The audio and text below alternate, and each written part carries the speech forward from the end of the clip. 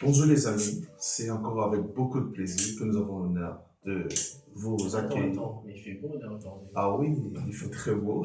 Hier, Nous notons qu'hier, il y a, voilà, la France a connu une tempête, la tempête Ciara, qui a bloqué plusieurs lignes de métro hier. Mais bon, fort heureusement, tout se passe très bien aujourd'hui. Donc, on se retrouve oui, pour cette nouvelle rubrique qui va nous permettre de nous étendre en fait sur ces sujets qui minent notre société, notamment celui de l'harcèlement.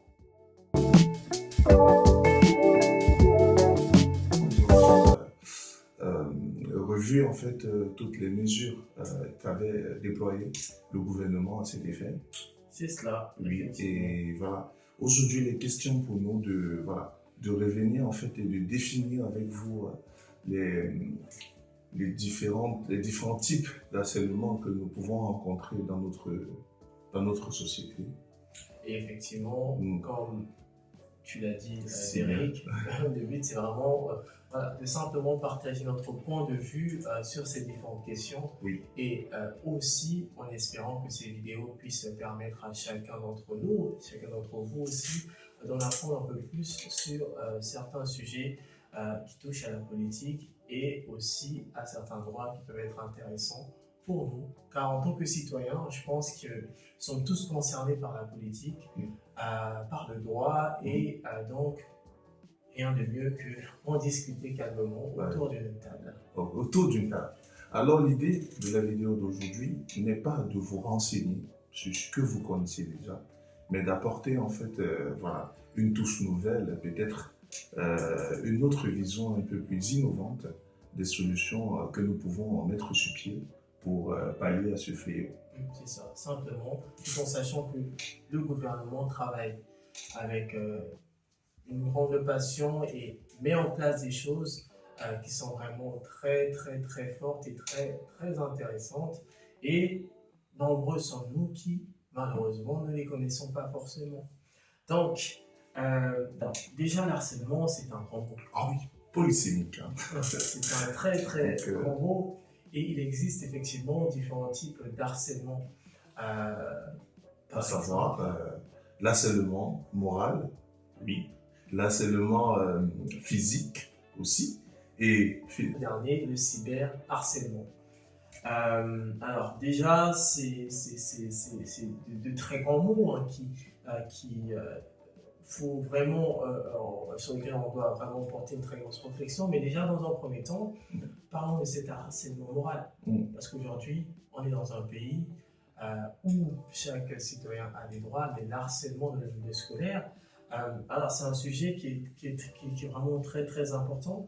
Alors déjà, si on regarde même au sens de la définition, donc l'harcèlement va se caractériser par un ensemble d'agissements répétés qui peuvent entraîner potentiellement, en tout cas pour la personne qui subit, une dégradation des conditions de vie. Bon, là, c'est vraiment la définition. Vraiment souligner le fait que c'est une atteinte à la personne, à sa personne et sa santé mentale. Une frustration, en fait, que l'on peut poser de façon involontaire à un proche ou bien à une personne quelconque sans s'en rendre compte ou bien consciemment aussi. C'est ça. Bon, ceci dit, voilà. Comment prévenir un harcèlement moral? Alors, c'est une question que je te pose, Derek, mais déjà, fort heureusement, le gouvernement a répondu à cette question. Je vais citer à Madame Borne, qu'est-ce qu'elle a dit? Déjà, trop souvent, l'harcèlement scolaire est minimisé et la parole de l'enfant n'est pas écoutée. Ouais. C'est une phrase qui est très forte. Pourquoi? Parce qu'elle met en avant une chose, les non-dits et manque de communication avec l'enfant. Alors, déjà, quand on parle de communication avec l'enfant, est-ce que tu penses, Derek, qu'une communication très claire avec un enfant peut permettre potentiellement de prévenir l'harcèlement? Oui. Je pense qu'une communication très claire, comme tu l'as dit, et transparente avec nos enfants peut prévenir de façon efficace en fait l'harcèlement moral. Donc si on installe en fait un climat voilà, d'entente et de communication parfaite avec les enfants à la maison ou bien dans les milieux scolaires. Je pense que voilà, cette mesure en fait peut remédier de façon efficace à ce problème.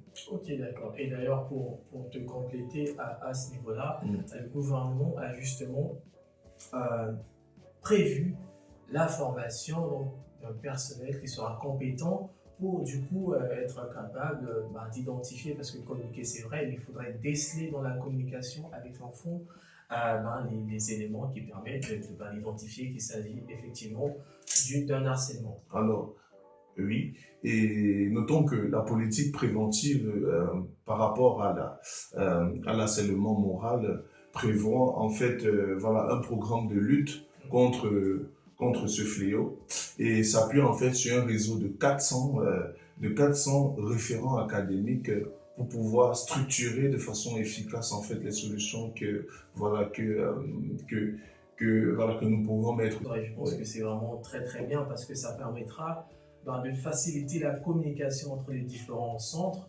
académiques et pourquoi pas faire monter l'information. C'est vraiment un travail d'équipe, une solidarité qui inclut donc le personnel, mais pas que. Aussi, dans ce programme, on inclut justement le fait d'avoir à disposition des élèves qui seront du coup des référents et des porte-paroles simplement pour communiquer et relier les informations auprès des personnes compétentes. Deuxième forme d'harcèlement, voilà, c'est celui du harcèlement physique. Donc, l'harcèlement physique peut être défini comme toute forme de violence où une personne subit une forme d'agression physique voilà, répétée de la part d'une autre personne. Voilà, clairement, comme le mot l'indique, c'est purement physique. Et ce qui est intéressant là, c'est de savoir comment est-ce qu'on peut prévenir ça. Et heureusement, le gouvernement a prévu justement pour ces cas, en tout cas de harcèlement caractérisé, déjà, premièrement, il faut, donc on a localisé l'harceleur, l'harcelé aussi. Dans un second temps, il faut justement mettre en place une mesure disciplinaire. Effectivement.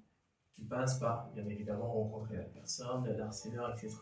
Et pour éventuellement aller plus loin, si le cas et le comportement est répété, voilà, cet élève, effectivement, donc la priorité, c'est vraiment la protection. La protection est au centre de ce projet et de ces initiatives-là, protéger. Donc la personne qui est harcelée. Et donc aussi, on a effectivement le cyberharcèlement. Donc c'est l'harcèlement qui se passe en ligne. Et là, c'est vraiment un harcèlement qui est très difficile à prévenir parce qu'il faut... Internet, c'est très vaste. Très vaste. Et on connaît tous les conséquences que peut avoir cet harcèlement sur la personne, non seulement la santé mentale, d'autant plus que les harceleurs, on va dire, ont un champ d'action qui est très très élargi, parce qu'ils sont sur Internet, on ne sait pas qui harcèle. Bref, le 16 du Code civil, il est clairement dit, je vais paraphraser, que la priorité, la loi garantit quand même la primauté de la personne. Donc, c'est-à-dire que toute atteinte à la personne est purement interdite. Et c'est justement quelque chose, qu'est-ce que tu en penses? Je pense qu'il est important. Oui, de souligner. Je pense que voilà, le premier volet, c'est d'abord la sensibilisation sur l'utilité, la bonne utilisation voilà, des réseaux sociaux et d'Internet en général. Et voilà, c'est vrai, comme il a si bien dit, le gouvernement a déployé plusieurs mesures de remédiation.